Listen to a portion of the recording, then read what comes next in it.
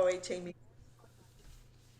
And so it's finally nice to see you, having done the article on you. And you're from Michigan, so we're assuming the weather is good there. And is it humid? Always, always. 5 lakes around us, always. You're in Kalamazoo, Michigan, is that right? Kalamazoo, correct. Kalamazoo, okay. You own and operate Changes Ahead Hypnosis. That's correct. I find that a very futuristic title, so you might have some good information for us regarding future. One of the quotes that I really like of yours is, "We do not give ourselves permission to be confident when we start out." And I really loved that. And that's on anything and everything we do. You're a former police officer, you know about stress, PTSD, a lot of issues that you've learned to address and work with people. So you've created your teaching method on confidence, not only for us to teach our clients, but for us as well. So I'm really looking forward to hearing what you have to present. And so the floor is yours. Okay, well, thank you very much. And thank you, everyone here. I appreciate you being taking the time to be with me. And I see Kelly's on here and being here with Kelly because she's awesome.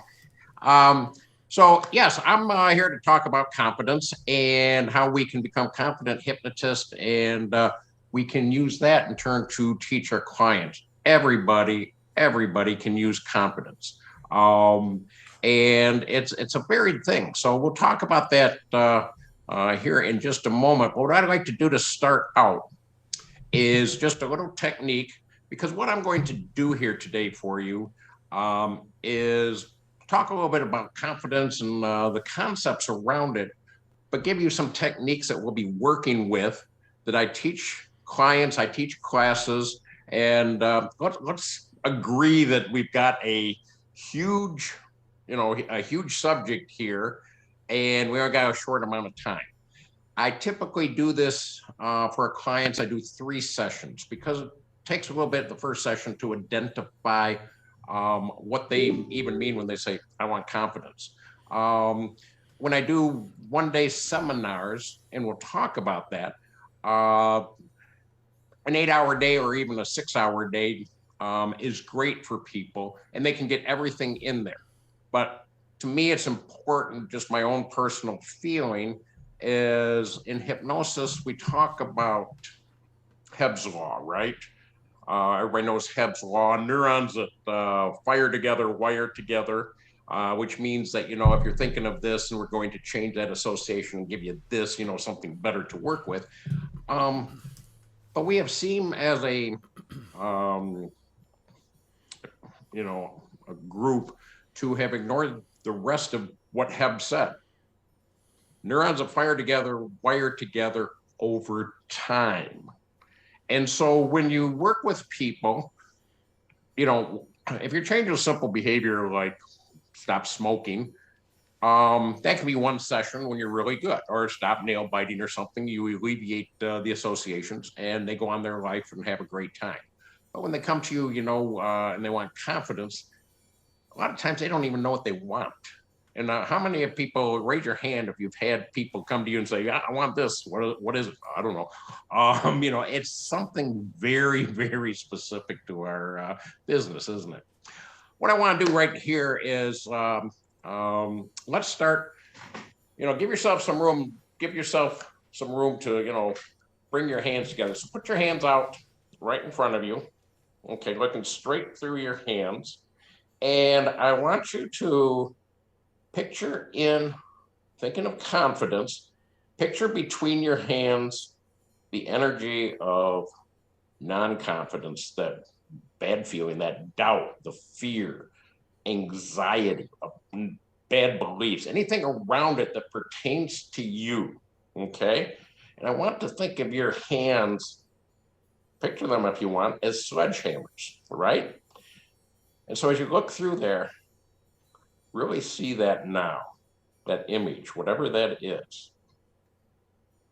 And when you see that image, just bring your hands together and collapse it, as if that energy of yours is just collapsing that. And when you got that, go faster and faster until it is changed. They're all gone. Keep going. Just really smack it hard together. Okay? And when it's all gone, just shake it off. Let it go. Thank you. I always love to start a presentation with applause. So thank you. um, but it's a great technique. It molds NLP, humor, and hypnosis together, doesn't it? Because when you actually see something between there, are you not in a state of hypnosis? Well, you're doing hallucinations, right? That's a state of hypnosis.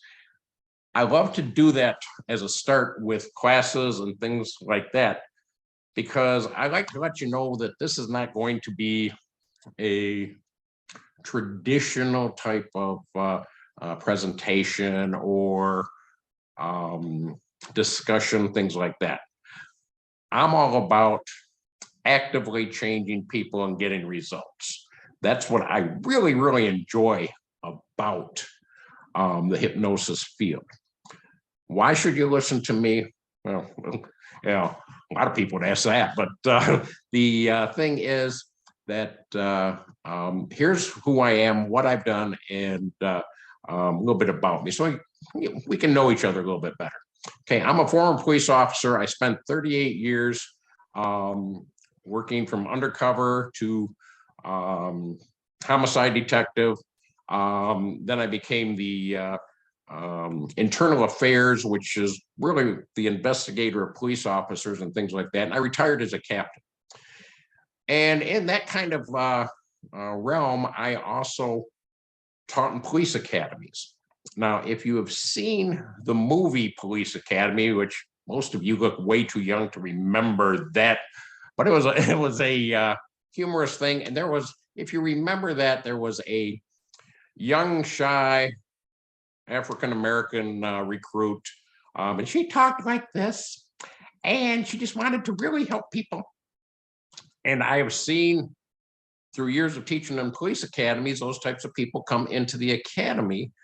And sometimes, I taught defensive tactics, I taught strategic tactics, I taught all the things about how to protect yourself. And so it was my job as their instructor to be able to make sure that they got through tough times and to be able to take control, and some of that we talked about is command voice. When you have somebody who's, you've got an event going on and somebody's out of control, you really have to take charge of them. And one of the most effective one is with our voice, just as in a hypnotist. We take charge and we're going to change the scenario. Now, sometimes it's best to talk them down. Sometimes it's best to, take charge. That's something that every type of event differs. I always had the belief that anytime I could talk my way through something and didn't have to put hands on or something, that was a win for me. Mainly because I didn't have to do the paperwork. There's a lot of paperwork in police work. So, okay, something just changed here, but okay, we're all good. So anyways, taking charge is important, but through the police academies, I have coached people who have come in with very little experience, very little world knowledge. Some people, were homeschooled and stuff, and they were just shocked to find out some things go on. And what I was teaching them from was my experience as a police officer, but also I was in martial arts for years, way back when people barely knew about it. I mean, the TV show Kung Fu hadn't even come on yet. But I was in judo, and I had a real life sensei, Mr. Miyagi type. He was direct from Japan, and he was just awesome. Taught us all sorts of things, miraculous things, and a lot with the power of the mind. We did meditations and things like that. And in turn, I was on the 1976 Olympic training team for judo. Okay, and then I broke my arm bad, and that kind of washed me out for a while. But I started coaching, and one of my students Martin Boonzair, actually went to the Olympics. So I have a coaching background. I have, a background in drawing out people, and I am very big into what Milton Erickson called evocative hypnosis. That means I'm going to draw the resources out of you. Okay. And sometimes we do that through a lot of different methods. And that's what's so great about hypnosis. It's part science, part art. We have to kind of mold our own style. You're not going to be my style. I understand that. And I wouldn't want you to be. You're a unique person, and you're going to have gifts and, your experience that you're going to draw on to make your own metaphors. You're going to be able to draw people out into that. Now, I do a presentation for HypnoThoughts, other conferences. I call Finding Your Clues, because after talking to people for many, many years as a detective, I have found that unconsciously, everybody wants to tell you the truth. They want to get things off the chest. That's some police work and stuff. But the unconscious works the same way. It wants to serve you. Sometimes it just doesn't know how. It wants to give you the answer, but a lot of times we put the barriers in front of it, right? Don't we? It's like we want to lose weight. The conscious says we want to lose weight, but the unconscious says, yeah, but we got this issue here, this issue with mom, this issue with things we were told, any sorts of issues. And we go in there and we find that barrier. And so look for your clues when you're talking to people, because they will tell you. My belief is within 5 minutes of meeting, they will tell you what the problem is, what the solution is, if you pay attention. Okay. And that's the key. A lot of people are so much into their head. Like, what am I going to do next? I've got to do this. I've got to do that. And they're on their own head, and they missed what people are saying.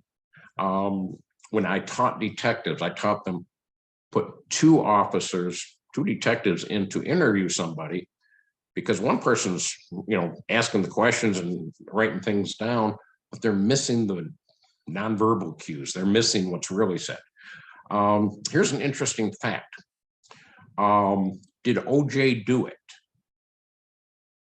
We can debate that all day long, and, but he wrote a letter when he went off on that chase, and he wrote, first of all, I want everyone to know I did not kill Nicole. Sounds like a strong denial, doesn't it? But when he hand wrote it, a typed version went into the court. When he hand wrote it, first of all, I want everyone to know I did not kill Nicole, and then he crossed out the word not. That's the handwritten document. So it reads, first of all, I want everyone to know I did kill Nicole. Now, you can believe that or not, or, you can assess it with many other factors, but unconsciously, we all want to tell the truth, and we all want to improve our lives in some manner. And when they come to you as a client, they know that something's blocking them. And it's our job, find the clues and help that person. I mean, that's my feeling. We're here to get results. And I tell people, I says, I'll do anything I can to get you the results. This is, you're here for an important reason to you. And, if you want to quit smoking, if you want me to tape your mouth shut or whatever, now that's humor, but I let them know that I am here for them to get the results. And I will do everything in my power. And now everything's in your power to do the rest. Okay. So we're going to talk about confidence today and some of the things that go along with that. But what is confidence? Okay. If I ask every one of you here, what is confidence? It's that nominalization, it's that thing we can't put in a wheelbarrow. It's a noun that, is one we cannot identify. We each have our own idea of it. And isn't that interesting? And when you're working with a client or a group, you have to elicit the information from them so you can get them the results they want. So what is confidence? Now, I wrote it down from the dictionary because I like to be specific, and I'm very big at going back to the dictionary, back to the etymology of things, because that clues you in on what we mean. Have you ever thought that the words we use are symbols? It's how we communicate. Now, many of you have heard from a lot of different instructors and great people use their own words, repeat it back to them, because it's like a code. It really is a code. It's their symbols. So if they say, I want confidence, they may mean, I want to play the piano well. I may have no idea of that. Use their words because it's the symbols. Now, what confidence is defined as the feeling or belief that one can rely on someone, a firm trust, okay? The state of feeling certain about the truth of something. I'm confident about the truth of that. I feel confident about the truth of that. The feeling of self-assurance arising from one's own abilities or qualities. And that's what we talk about, self-confidence. We're instilling self-confidence in people or allowing them to draw it out. That's the game plan. Confidence is a noun. Confident is an adjective. I feel confident. That's an adjective. It describes me. But the noun is this unknown thing that we have to have people define for themselves. So you really want to talk to them to find out what it is that they are looking for. So right now I want to challenge, or not challenge all of you, but have you do this for me. Take a piece of paper, if you have a piece of paper, because this is for you. And I want you to draw a picture or a representation of the confidence you want. Okay? Just take a piece of paper and draw a picture, a symbol, an image of what's confident to you. I'm going to be quiet for a few minutes or just kind of ramble on. I do that. But draw that picture. This is going to be important to you, and we're going to incorporate it a little bit later. Now, if you can't find a symbol or image or picture, again, you don't have to be Rembrandt. Stick figures work. Whatever works for you. This is your symbol. It's the same as if a word. Once you have that image, write down the power word, a power word that goes with that. I may say, for me to be confident, I feel strong. I write strong down there. I might have a picture of a bulging muscle. I don't know. We all do certain things. This is very powerful. And I use this technique, I call it metaphoric repatterning, representational changing. And I can use it in pain relief and things like this. But we're here for confidence. Okay, so you have that picture, and that's your symbol. I want you to ask yourself, because if you dig deeper into what the meaning of confidence is, where you go back to the etymology of it, you got the suffix con, and then you got the fidens, whatever, I don't. And that actually means that fidens, like fiduciary and all these sorts of things that come from that word, means trust. Trust. And that's key. We talked about the definition, trust in yourself. Do you trust in yourself? Some people, when they say, I don't feel confident, what they really mean is they don't feel competent. It's like, okay, I just took a 2-day hypnosis course, and I don't feel confident to take on, and hypnotize anyone. I would argue that, you're really looking at a competence issue, because 2 days kind of a rush thing. I think we'd all agree on that. Now we can teach an induction in probably 20 minutes and have somebody do that if they follow the steps and do that. But do they have the feeling of confidence and trust in themselves to go out and do that? Probably not. And that's one of our self-protections. It's one of those barriers we put up. So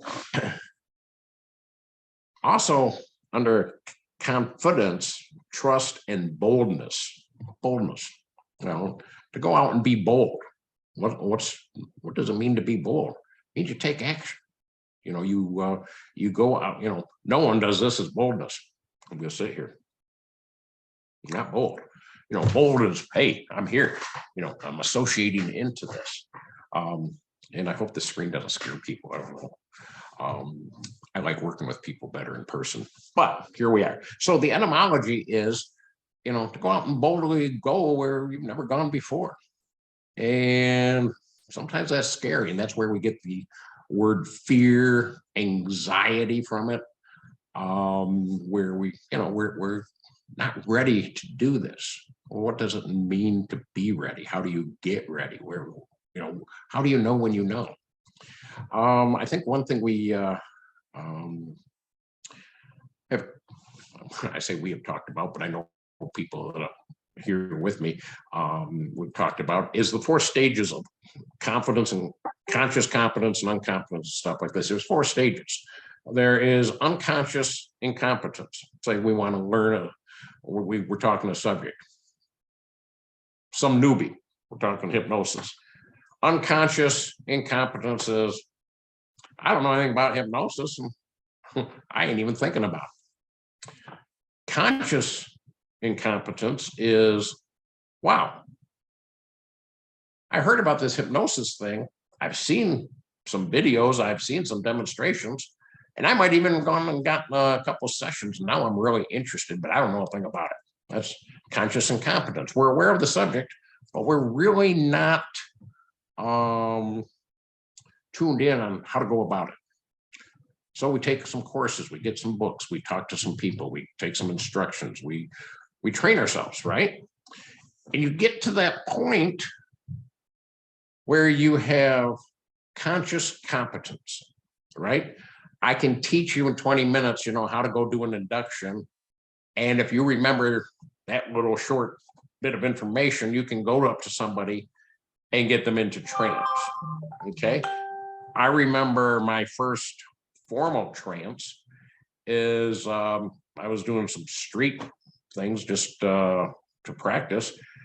And, you know, it's like I had, okay, in the moment I'm going to say sleep and boom, guy falls into my chest. And I'm like, whoa, now what do I do? Because I already had enough information to go to there, right? And you might have all been in that situation. You know, your first client is like, oh, don't you wish you could call them back and say, hey, I've gotten better? You know, I know I have, because we learn. It's you know, we want to go up in our skills and our techniques and our qualities, and we do by practice and by experience. So here you have conscious competence, right? That's where, you know, you can do this stuff. But you're probably at the stage where I'm seeing a client and I'm going to outline everything I'm going to do with him. I've set up an outline. Maybe I've asked for a script.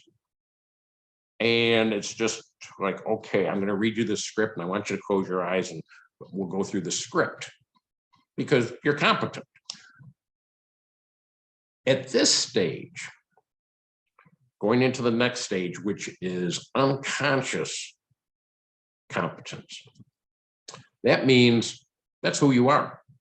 You're just a hypnotic person. And I always tell my classes, I tell everybody, you know, be hypnotic in your daily life. And I kind of scratch their head and they're like, what does that mean? Well, if you're hypnotic in your daily life, you're using your communication skills, your abilities, everything you know about the unconscious and things, and maybe just embedding commands for people. Some people say, well, that might be unethical. We do it all the time. And one of my favorite ones, I tell people, practice this.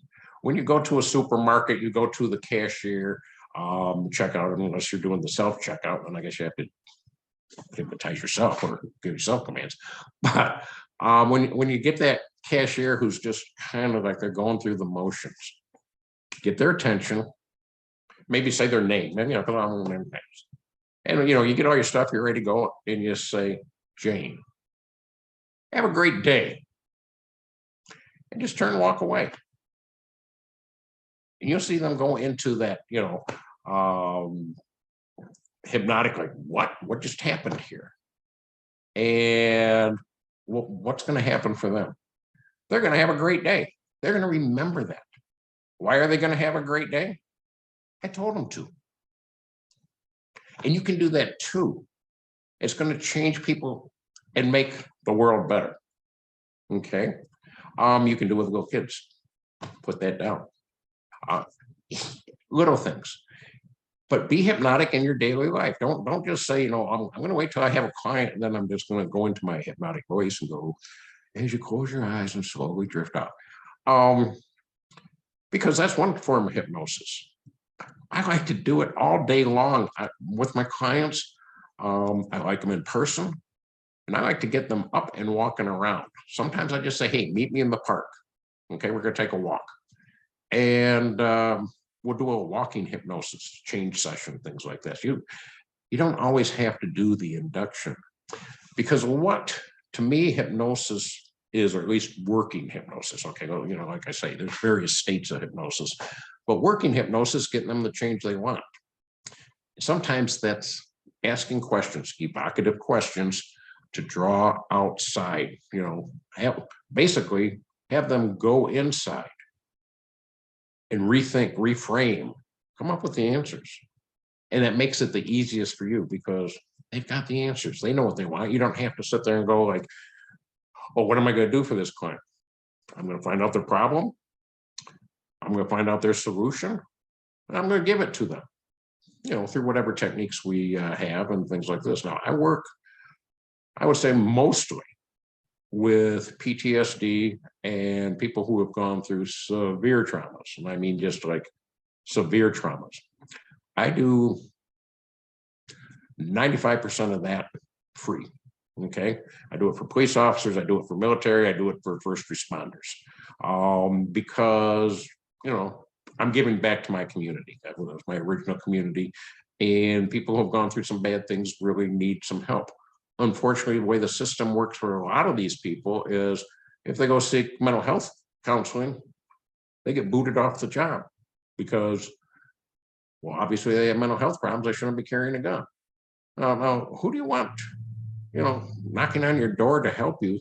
Someone who has, sought the help and got the resources they need to, get over a bad time. We all have stress in our life. I mean, we can make a great business out of just stress. Post-traumatic stress, like my friend Carl Smith says, is just stress compressed into this, just down like this, and then the energy has to come out. So I do mostly work with them.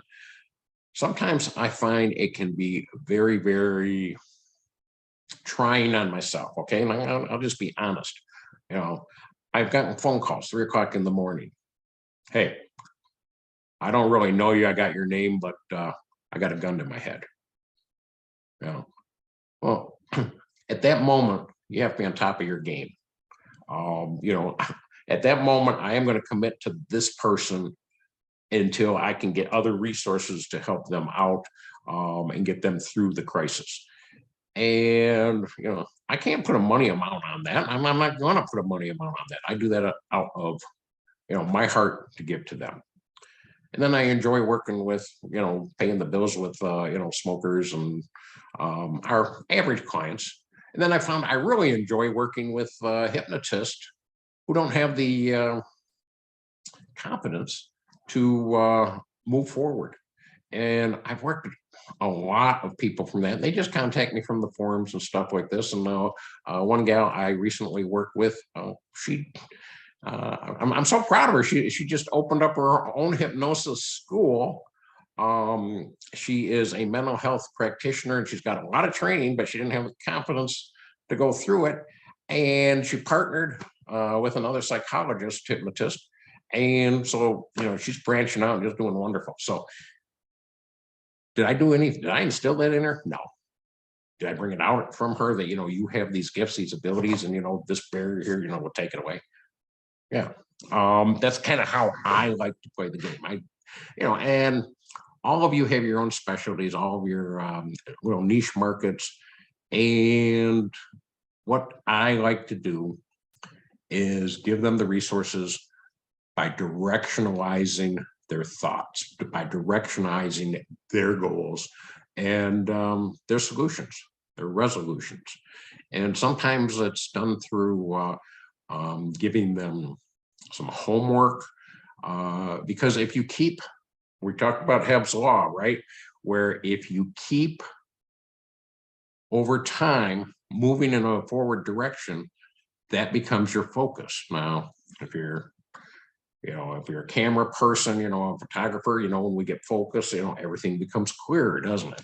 All this fuzzy stuff out here just fades away and it becomes clear. If you're a little kid like I am and you get a magnifying glass, it's like all of a sudden, you can take the light and focus it down to intense heat, and start campfires. That's kind of cool. Focus is important. And so it's a metaphor, isn't it? It's like taking one thing and putting it to another. Metaphors are using the symbols. The symbol you wrote, the representation, is your solution or your image of confidence. What you want, your mind and your neurons and everything scrambling around in there and going like, this is confidence. This is my power word. Okay. And that's so important because that little simple step is going to directionalize you. And you can take that to your clients. You can take that to people you teach in classes, such as this, and give them this little step. So what I'm going to challenge you to do with that image over the next 2 weeks, flesh it out. Draw, if it's a picture, make it clear, more in focus. If it's just a symbol, like you just did a star and a circle around it, like Captain America's shield. I think that's a shield. But anyways, if you just do that, just doodle that for a while, 5 minutes a day, 5 minutes a day. Okay. And your unconscious mind will seep into that. And under Hebb's law, your neurons are going to do this. Are they going to know, like, okay, now we're changing your behavior, that you're going to, be bold and stuff? Kind of. Why do I say kind of?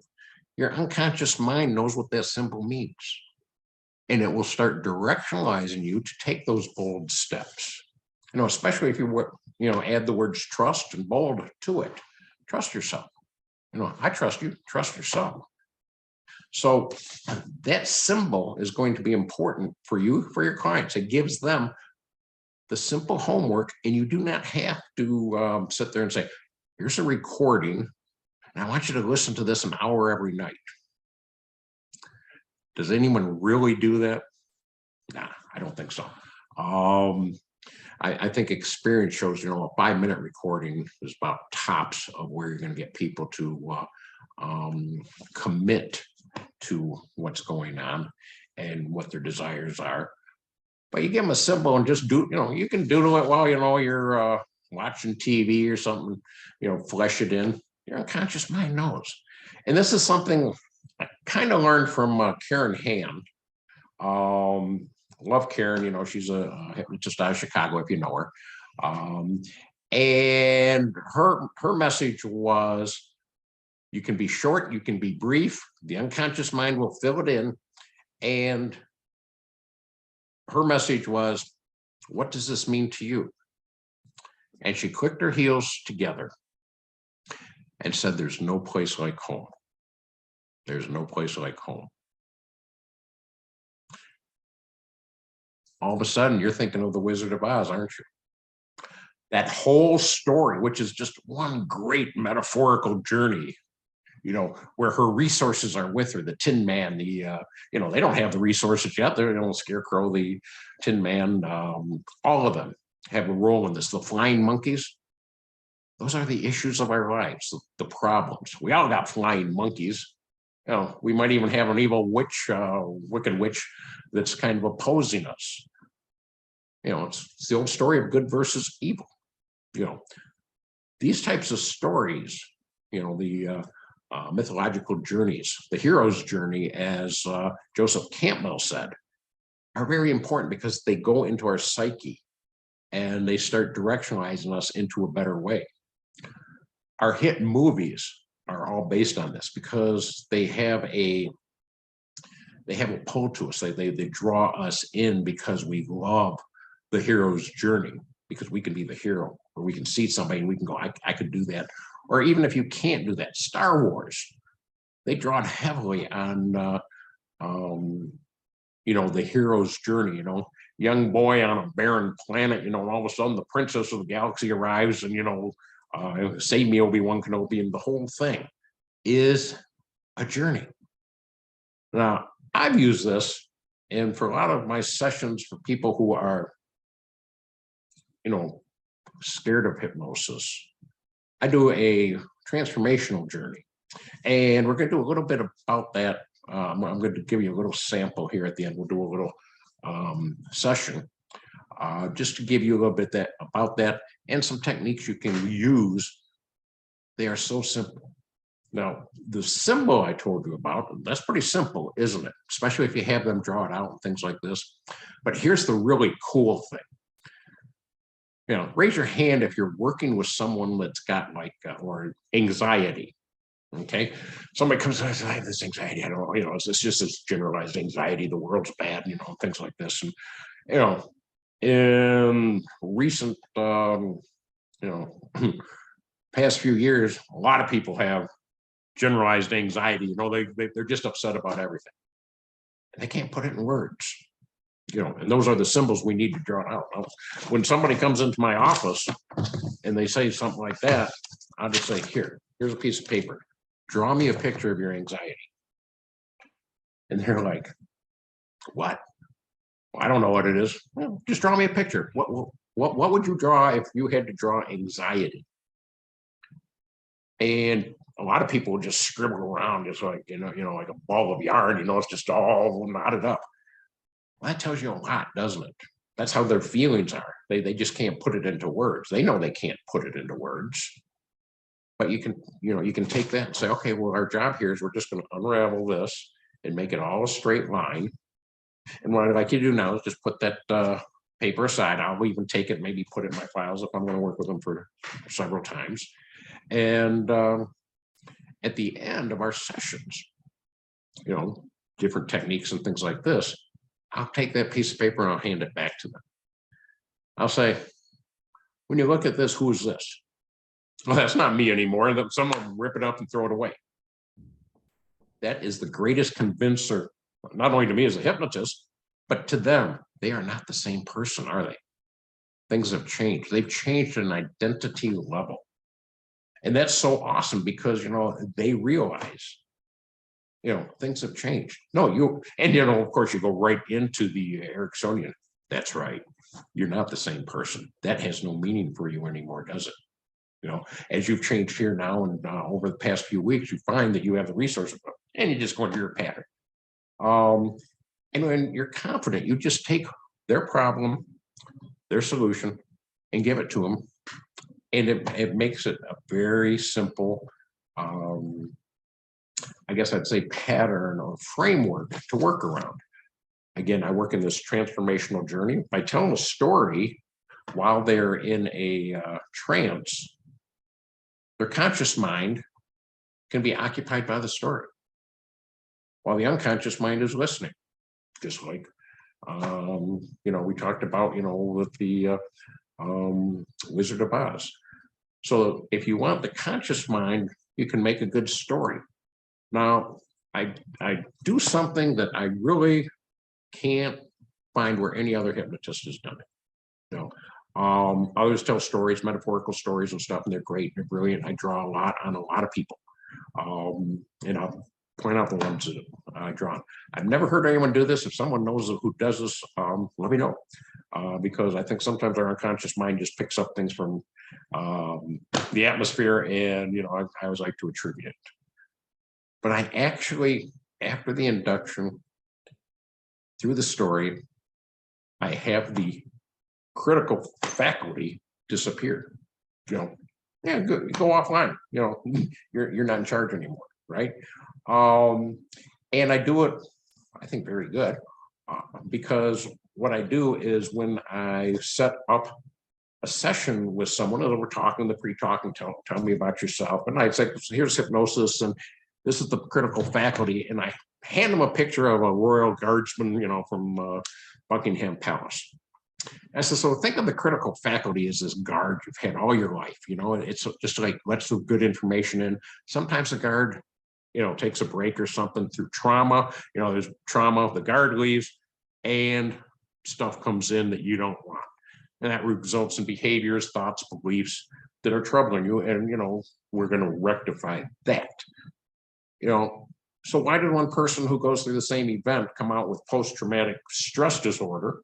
I don't think it's a disorder, but it's just, a phenomenon.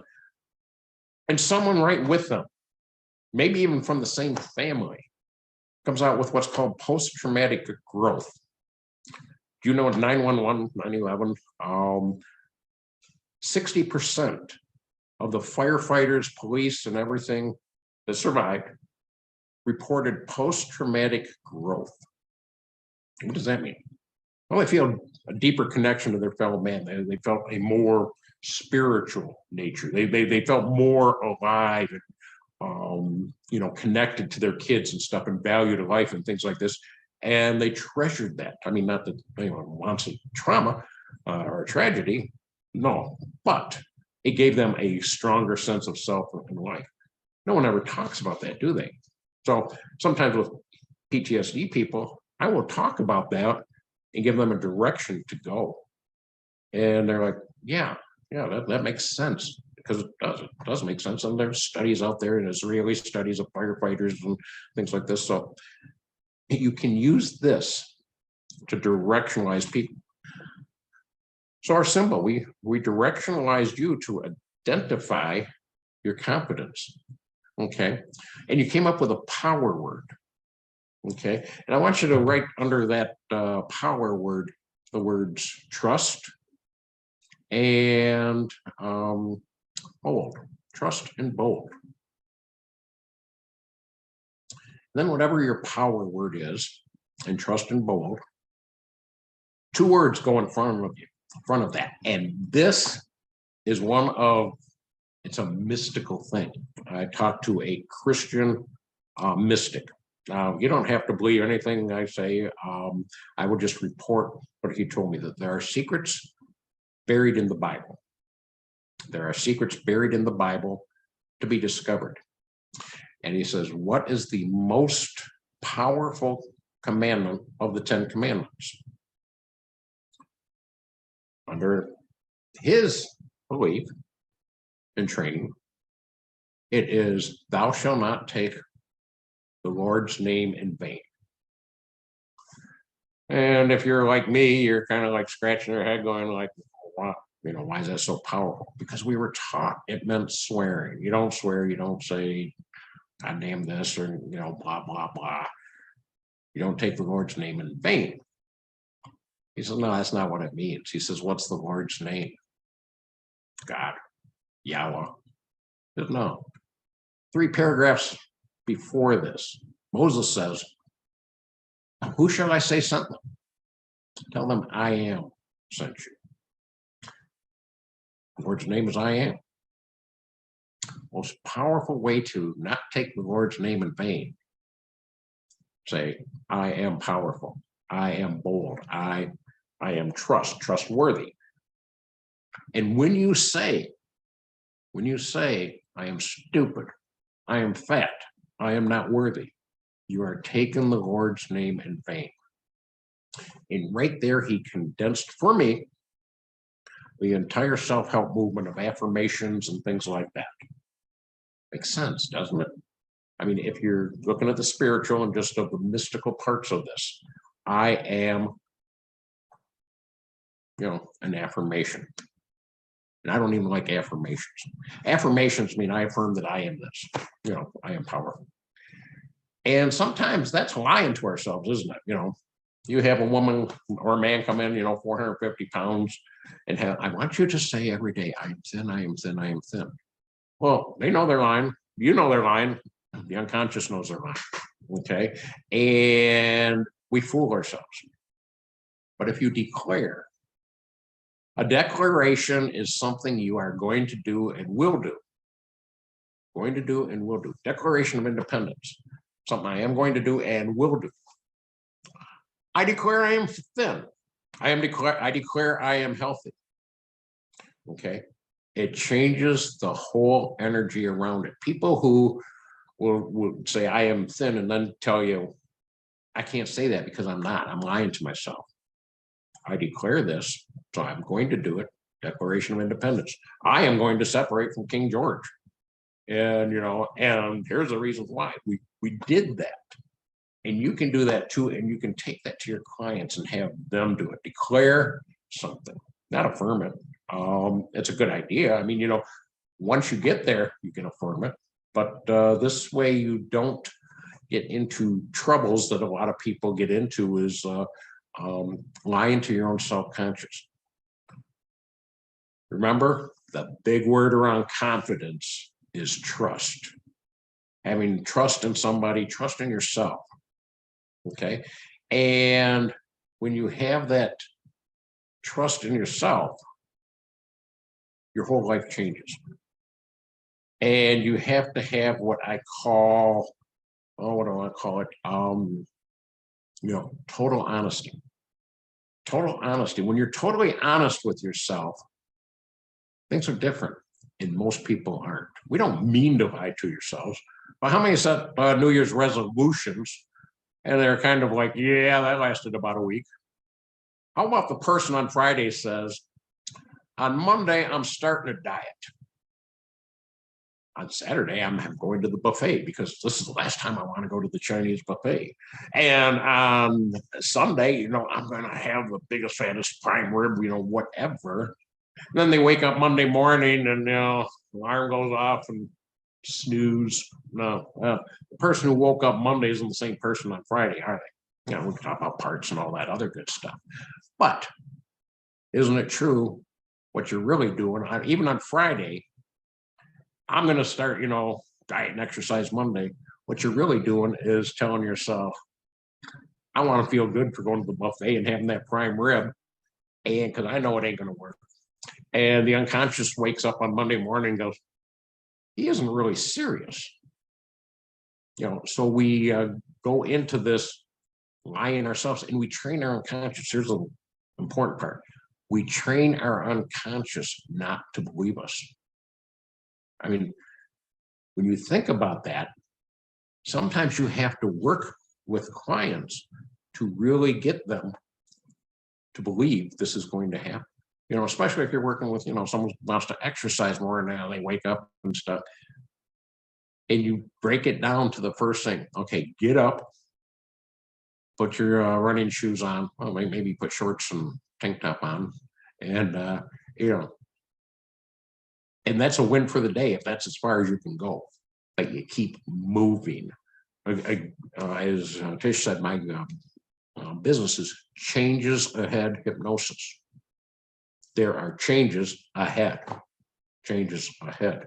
I mean, there's a lot of things going on there. But my process is all about movement. I tell people, I'm going to move you from where you are to where you want to be. That's my job. I'm a guide. You're going to make the journey, but I'm the guide. And it makes it very easy and simple for them to understand, and it empowers them. Because I can tell you that cops are the most suspicious, people on the planet. They've been lied to all day long. I mean, no, I wasn't speeding. No, no, I don't have a warrant out for them. I mean, even nice people, it's like, okay, I'm here because someone broke into your house and stole everything. And, Well, and I had a safe with $40,000 in it, and I had 3 big screen TVs. You know, they're padding it for the insurance company, and you catch the guy, the thief. And he says, "No, I took this, this, and this. There was no big screen TV in there. There was no this."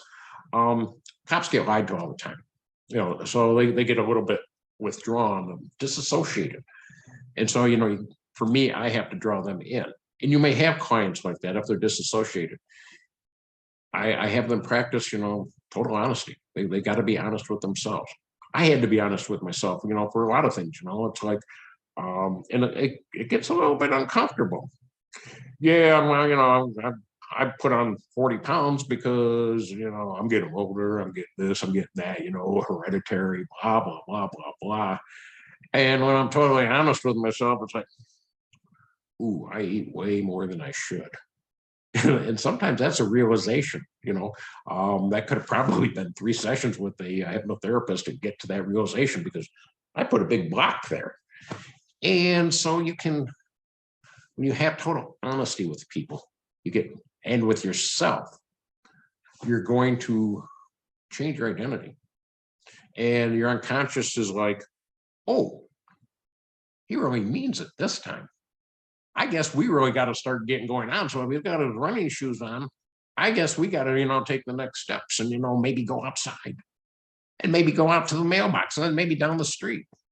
And pretty soon it becomes who you are, doesn't it? And really, that's what we're doing. We're helping people change to the level of identity. You know, we have behaviors, and then you have, you know, the identity. You know, I'm a smoker. I am a smoker. And you change that identity to I am a non-smoker, well, the smoking just drifts off, doesn't it? So sometimes just changing the habits will change the identity, because you no longer identify as that. You identify I am healthy and fit. Well, again, if you're starting off, I declare I am healthy and fit. I intend to do this. I'm going to do this. You know, I promise myself. People in the military, people in police officers, raise your right hand. I state your name, hereby swear and affirm that I shall, you know, get up and exercise. And that may be a little bit humorous, but in their world, that's important. That's a promise to themselves. And when you do that, you know, you move them further along on their path. And as people move further along on their path from conscious or unconscious competence, incompetence, conscious incompetence, conscious competence, and then you get to the level of identity. Unconscious competence. I just do it. You know, I just ride the bike. I just do, you know, yeah, that's who I am. And when you get to from the part about, you know, training the competence into who you are, it makes a world of difference, because right here between these two, between the training and being a master, and masterhood is something I think we strive for. You know, there's always a next step, because when you become a master, you realize really you're a student. Okay. But right here between the step 3, conscious competence to, you know, unconscious competence, whereas I just do this. That's where we trip up. We get imposter syndrome. You know, that's what they tag it. It's self-doubt. You know, we can put fancy labels on all these things, but it's really just self-doubt. So it's really kind of an interesting phenomenon that we build these things because there's fear, there's anxiety, there's, you know, all these things that come up. And that's where we as hypnotists can do the best work. We can remove those old voices. You know, we develop lack of confidence a lot from our past, don't we? We develop lack of confidence because someone told us, you can't do that. You're not good at this. You're the fat kid. You're always the last one picked for a game, you know, sport or whatever. And it really inhibits a lot of people in their life. Harry Chapin had a song about a singer, you know, that he wanted to be a star, and someone told him he was no good, and you know, he just sang the rest of his life in his garage, something like that. J.K. Rowling's, she was turned down by all the major publishing, you know, and now she's like a billionaire author, that movies and everything else, because everybody loved her stories. Don't let other opinions stand in your way. That's what I tell a lot of people with lack of confidence. It's like, you know, I don't sing well, but I do. I mean, I still sing. You know, if it irritates some people, you know, I guess they can go to another karaoke bar, because I have fun. It's not my problem if someone doesn't like my singing when they came to hear people sing. I'm not going to sing, you know, inappropriate times. But you can have fun. You can have fun doing this. Okay. So talked about self-talk, the I am. I think that is such a cool thing if you can take that away and start, you know, your power words. I am this. Add on to your power words. Draw the power words. You're directionalizing your unconscious into what you want. You can create it. And to me, that's the law of the attraction. And, you know, directionalizing it with action. Okay. And let your unconscious mind sort it out and find all the resources and everything you need to put into action what you want. I've got tons of stories about how it's benefited my life. We don't have time for that. Okay, so what I want to do here, I just want to make sure I cover those things. State change. Okay, what, you know, we talk about confidence. Thank you. And we talk about confidence, and we know what we mean by it, but state change. Okay, what do I mean by state? Well, you know, it's your mental state. It's, you know, your feeling, your mood, your actions and stuff. You know, we can tell people's states by how they appear. Not in a good state, right? You know, you can walk into a room, you know, and you know, sometimes you'll joke, who died? Sometimes they have. And you know, because the energy in the room is just and then you can walk into another one where people are, you know, up and gaiety and all these things going on, and the mood is totally different. That's an excited state, you know, maybe our team won. Notice that, you know, and I'm sure we've all heard now our team won in this position is a state of excitement, a state, you know, our physical characteristics change.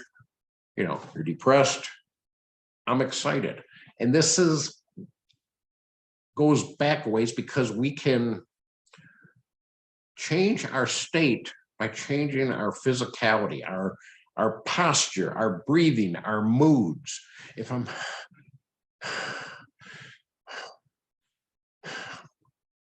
you know, it's like a little kid just got done with a crying jack, you know, you know, they did a study because science works. They did a study where you can improve your mood by taking a pencil and doing that, holding it for 2 minutes. Okay. Now, when people ask, why would that change your mood? And, you know, many of you may have heard this already. I hope we, or some people are getting something on this. But when you change your physicality and you mimic the emotion or mood of something, we all know that this is excited, this is down. But when you smile, you'll find that your lips come up. Now, I had got some issues. I had my face bit off by a dog. And so my facial features are not set or, you know, perpendicular, I guess. But when you find that your facial features take on a mood, it fires the chemicals in your body to create that type of mood. You become happier. If you slouch, and let's face it, how many people spend their days on, transportation or in the office, doing something like this on the phone, head down, things like this. Is there any real wonder why people are in a more depressive state these days? They've always got their head down, stuff like this. Tell them get up, take a walk. When I was a police officer, when I was a captain, especially internal affairs, very stressful occupation. I always made sure for lunch I got up and I take it, I eat something and then I go for a walk. At least a half-hour walk. Help me immensely. And that's one of the biggest things we can do to improve our, our mental health is get up and move. But state change. Change your breathing. Breathe in, breathe out. Deep breathing, almost do that hypnotic breathing, through the belly breathing.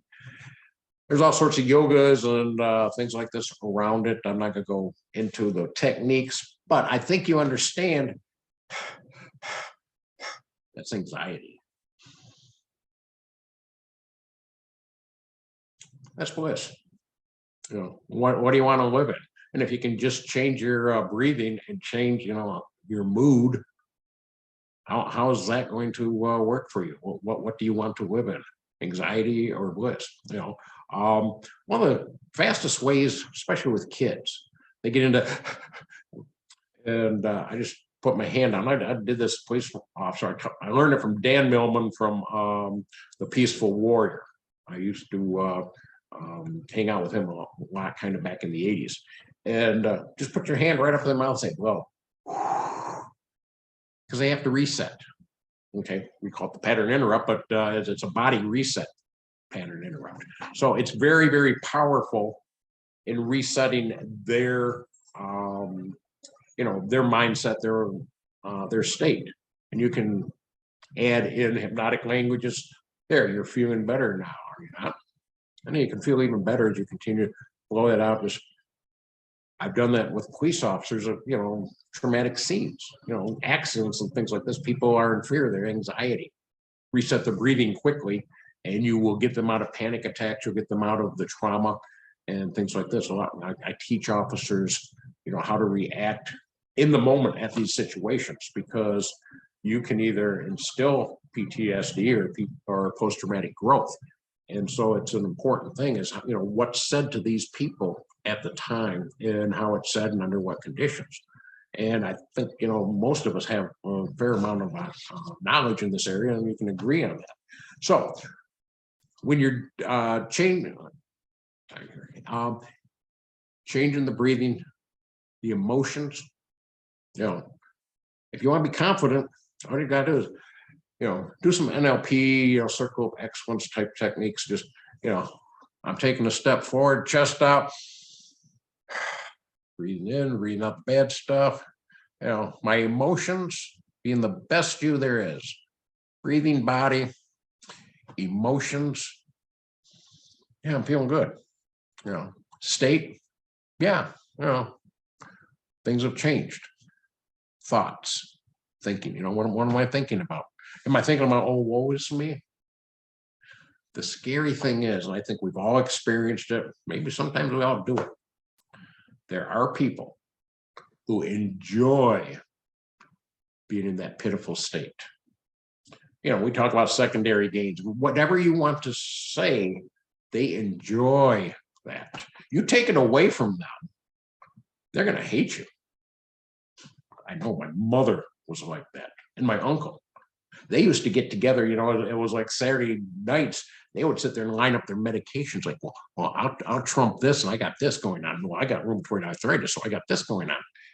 And, I was aghast. I mean, it's just like, these people are arguing for their illness. And my mother and my uncle, I love them dearly. But sometimes, people want to be like their parents, and sometimes they don't. My sister is just like my mother, and she doesn't want help. Oh, she won't come near hypnosis. No, you ain't going to take this away from me. Oh, I'm over on the other side. It's just like, I can conquer that. I can feel good. I can feel bold. I can feel confident. I can change my state anytime I want because I'm in control. And I've trained my unconscious by being honest that they now listen to me and say, okay, we can change this, we can do this.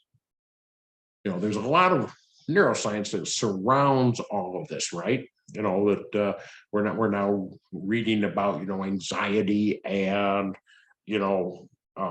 fear, fight or flight, or no, anxiety and fight and flight and like excitement, like you're getting married, same butterflies, same things going on in your body.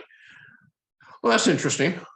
There's some other studies just coming out recently. I think the book's How Emotions Are Made by Dr. Barrett, where this earlier studies didn't realize that any change was creating the butterflies, whether it was happy or good. There is bad stress and what's called eustress, EU stress.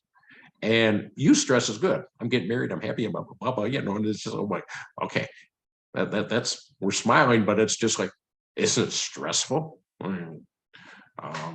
How many elaborate weddings are not stressful for the bride and groom? Craziness, go down to the beach, get a friend to marry you, reverend or something. But what I'm saying is you've got both of these things together and it's the same thing, but you're in control. Do I want to go this way or do I want to go that way? With your clients, you directionalize them. You take them to where they want to go. Okay. There's a lot of things going on, and we got a short amount of time. So what I want to do is I just want to see if I covered the things I wanted. This is just a very short talk. And let me tell you a little bit what I do with this, and I do what I'm doing with it in Vegas. I offer seminars or trainings for confidence. It is one of the best sellers. We can do PTSD or we can do stress seminars. You do group sessions and things like this. Well, what I've found is most people aren't coming for stress. They have it, they don't want it, but until they've reached their breaking point, and they don't want to do it in a group. That's my experience. Yours may differ. Weight loss, you get better groups because people want associations. They want other people around them that are supportive and things like this. So you can build many hypnotists build a great business around that, and they can just niche right into weight loss and things like this, and it's great because it works. The confidence, I think everybody at a certain point knows they need confidence, and you can do this as a 2-hour meetup type thing. You can do it as a half a day.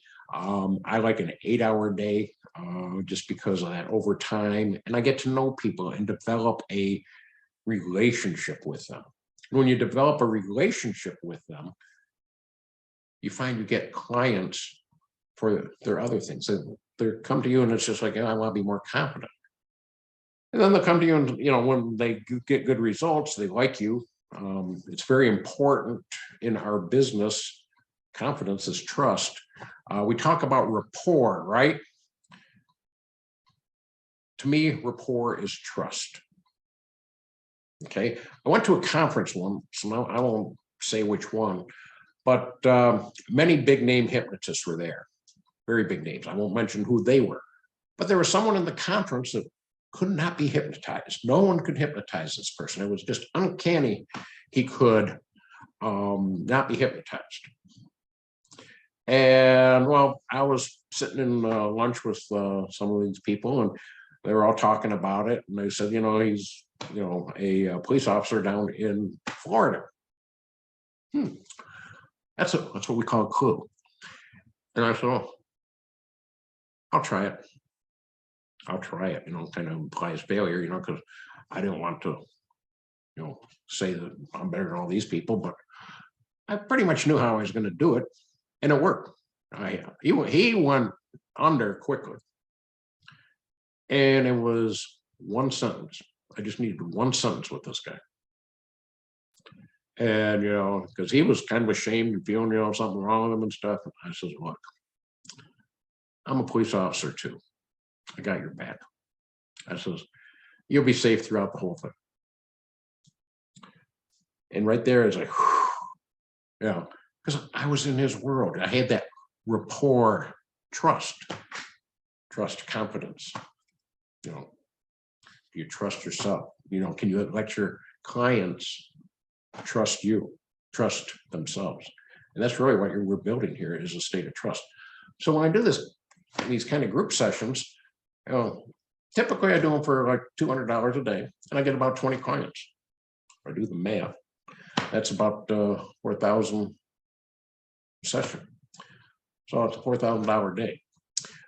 And I have a whole session put up that I put this all together, and they get great results, and they say, okay, can you help me with smoking? Can you help me with this?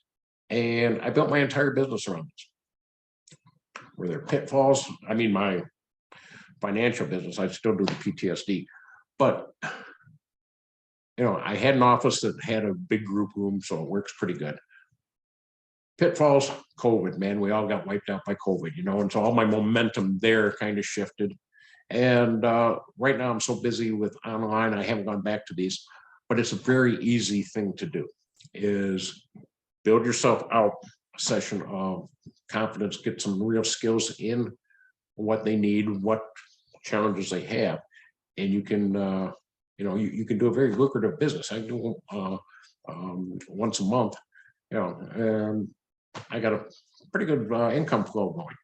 And I was doing basically flyers and stuff in health clubs, gyms, and things like that, libraries, inroads with PTAs and things like this. People just word of mouth, and it takes away all that advertising stuff. So I really enjoyed that, and you can do it too. And that's what I'm doing at Vegas this year. The HypnoThoughts is doing confidence coaching certification. It's going to be one day. I can't put it on one day. So the people that are going to be in it, the class, we're going to do probably at least another 16 hours of training online, Zoom, but I always like to do in person. It's important. So that's something that, if you're interested, and you can contact me, and gotcha, hour and 15 minutes. So you can contact me. Easiest way to contact me is on Facebook. I don't even have a website, just because I haven't needed one up till now. It's just, I do everything just by word of mouth and things like this. If you want to be, Ken Guzzo, Mike Mandel, and all these people, there's a lot of work and stuff to that. I'm retired. I'm enjoying my life. I have other incomes. So if you're interested in that, just get a hold of me on Facebook, is the easiest way, or Changes Ahead Hypnosis at Outlook.com. Changes Ahead Hypnosis at Outlook.com. Now, what I'd like to do is just a quick session, little experience with the transformational journey, and you're going to see how I have the critical faculty just kind of step away. Okay, and I can vary a session and just on the fly change anything, just because it's a great structure for a session. So what I'd like you to do now is, settle in, settle down, calm down, rest your hands in your laps. We all know the drill. We all know how to go into trance. And so I'm going to invite you into trance. And we're just going to take a few moments to enjoy things, and go ahead and close your eyes, shift your thoughts into your breathing, and go inside, because your answers are inside. Your confidence is inside. It's a trust in yourself. As you pay attention to your breathing now, just allow yourself to sink deeper into a state of relaxation or trance, as you know. As you go deeper inside, feeling that inward direction where all your answers, all your solutions, all your resolutions are. And you can even think on that symbol, that image of what you had drawn out and how you can improve that and how you can flesh it in and build a great confidence just by expanding upon that for the next few weeks. Just doodling it out, filling it in, maybe coloring it in. I don't know, whatever is good for you. And just go deeper now. Deeper inside, let go of all the cares, the worries, all those things that have held you back. All those thoughts that have distracted you, just go deeper inside now as you listen to the sound of my voice.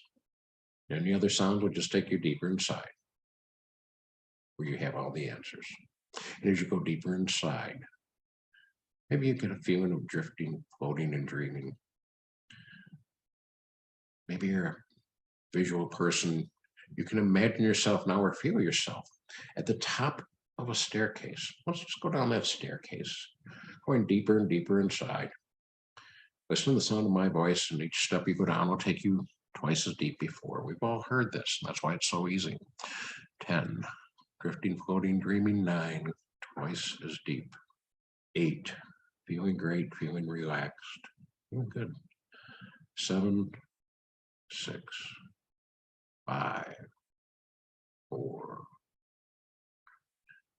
3, 2, and 1. Deeper relaxed. All the tension, everything's just lifted. You can feel it drifting off your body. And I want you to imagine, picture yourself looking across the hallway there, and there is a door.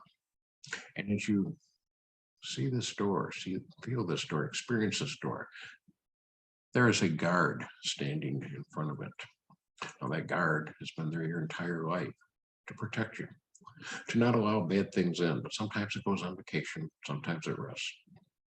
But right now I want you to go up and introduce yourself to this guard. They're a friendly guard, but the thing is, you're in control, you're the boss. So go ahead and give that guard a password, a word, or just a handshake, and let them know that they can step aside, because you're about to go in that door where change happens now. So the guard dutifully steps aside, and you can go in to make the changes that you wish to make. Now, as you step inside into this magical place, you'll notice you're in a scene of nature, a wonderful scene of nature, your favorite place. And as you look around, and it is just so perfect for you, feel that. Breathe that. Step into that. Taking a deep breath and enjoy that. Enjoy that. I want you to do something for me. I want you to put all your attention, all your focus, all your thoughts, all your awareness on your right foot, not your left. You're going to leave that stuff behind, on your right foot. As you put all your attention, your focus, your awareness, your unconscious now as part of that right foot. Notice how that changes. That feeling changes because you're about to take a right step forward. You're about to take a right step forward on a path laid out in front of you that is your path. It is the right path for the right reasons. It's the right way, just for you. So as you go deeper now inside, I want you to just picture yourself and move that right foot, taking that first step, the most important step in the right way forward. And as you go forward, you can find you get momentum on your right path. And every step on this journey inside, and from here on out, every time you take a right step forward, you remind yourself how confident you are. You get this feeling of confidence, whatever that means to you. And you get it with a symbol, you get it with an image, you get it with a feeling, a smile, standing taller, breathing deeper, enjoying life more now. Take another right step And as we continue on down the path, feel good. Enjoy this. It's for you. So we're continuing on down the path, this wonderful scene of nature that you're enjoying. And over there is your confidence coach. It's someone you know or are aware of that is so confident and has all the information for you. This confidence coach has a message for you. So you go over and you introduce yourself to your confidence coach and notice how they're standing. You notice how they're breathing. You notice the emotional state they're in. And you wonder what their emotions are like. And they have a message for you. And they give you this message. So I'll be quiet for just a moment now as you pay attention to your confidence coach, who has information that is very vital, very important to you. And I'll just give you a few seconds and then we'll move on. But listen to your coach.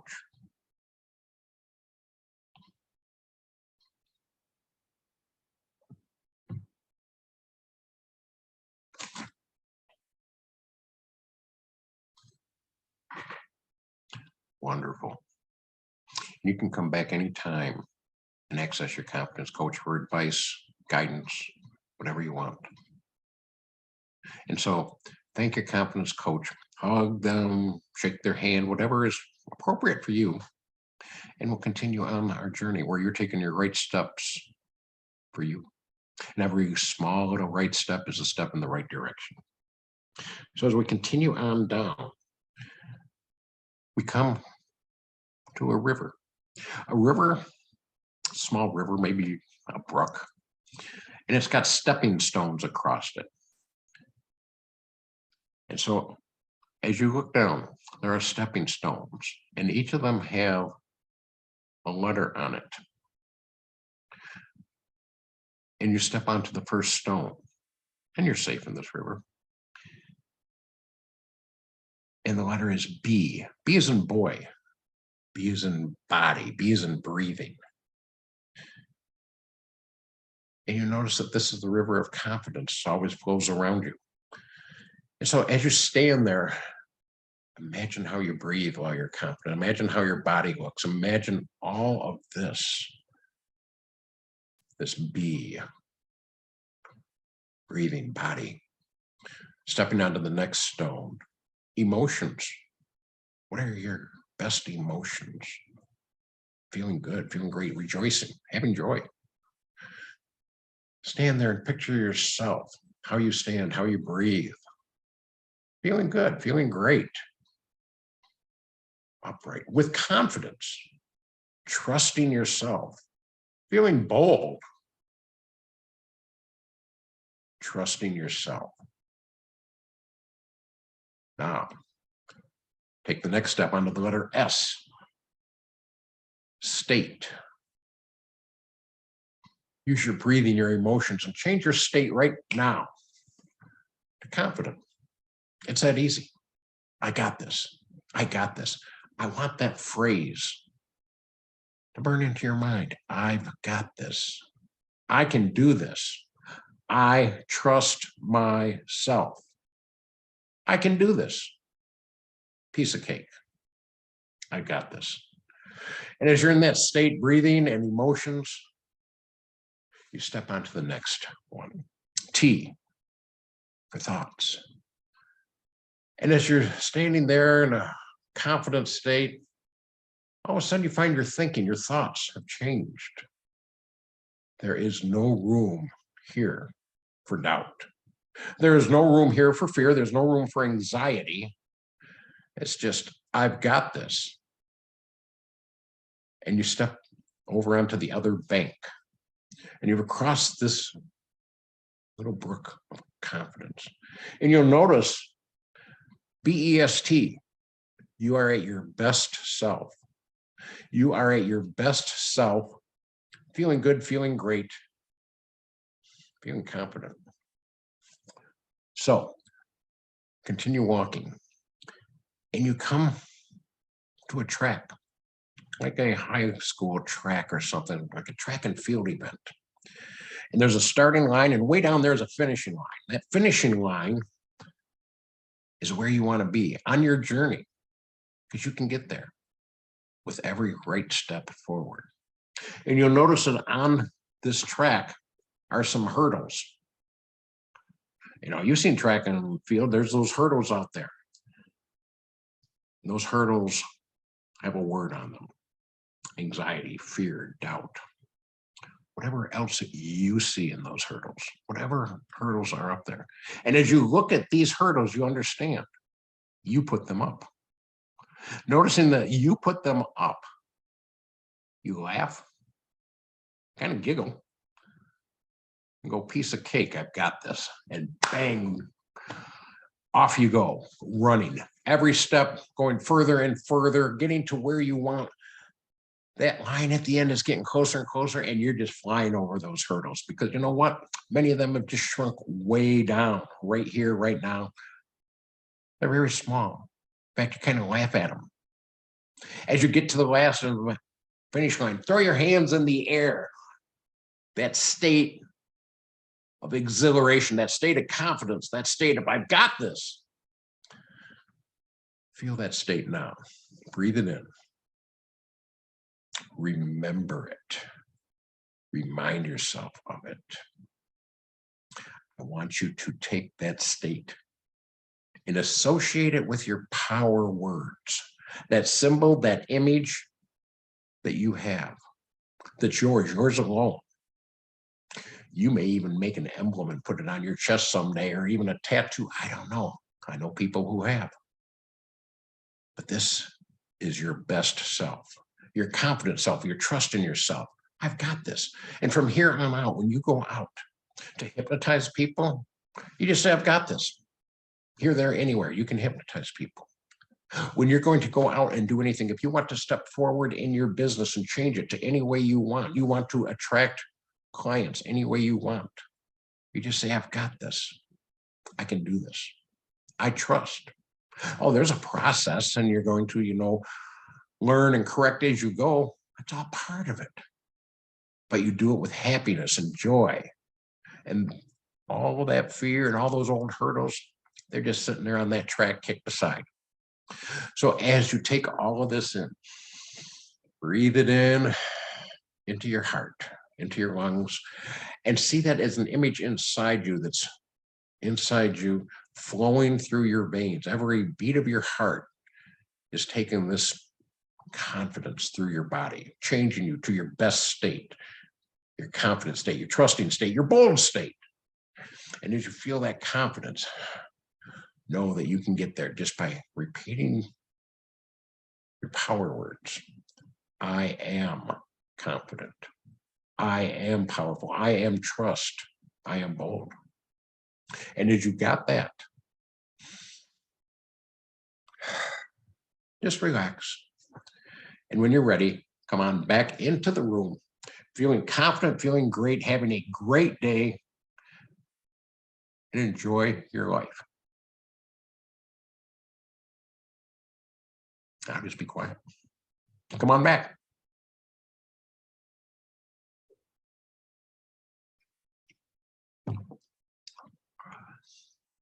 Okay, the one thing in here you'll notice is I just kind of weaved a little story that you go along with, and your unconscious mind is learning, is working with the imagery.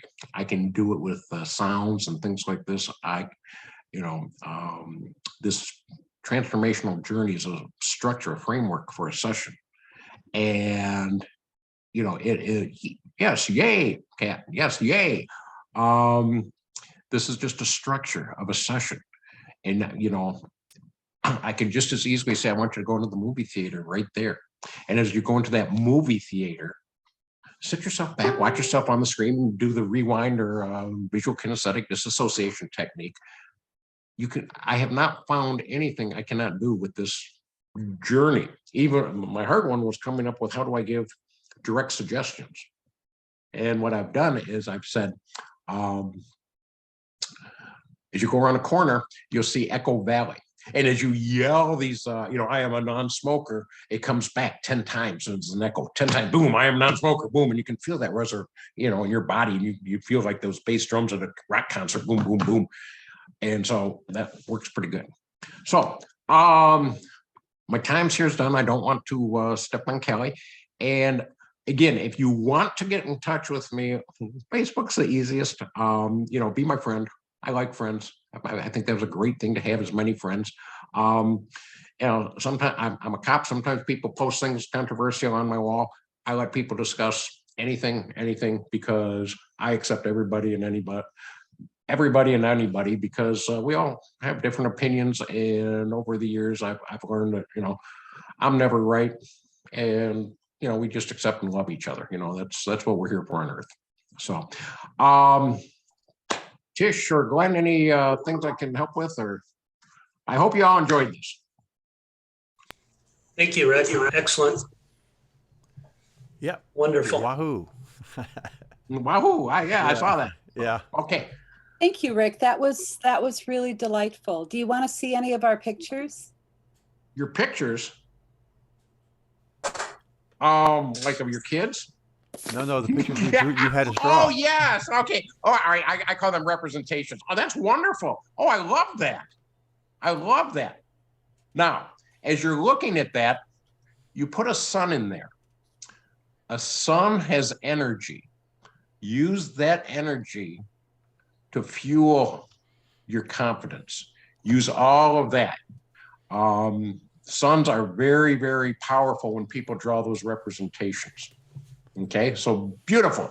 I love that. Yeah, I'd love to see a few, if Kelly don't mind, I've got a seconder here. If anybody else has a picture they want to show, I understand, they're personal, so sometimes not. But I love that one. That's a great one.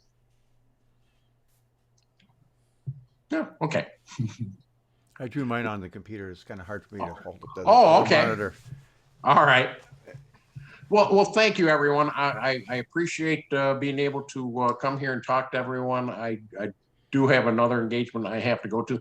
One thing I did want to just suggest, I do a lot of free sessions, okay? And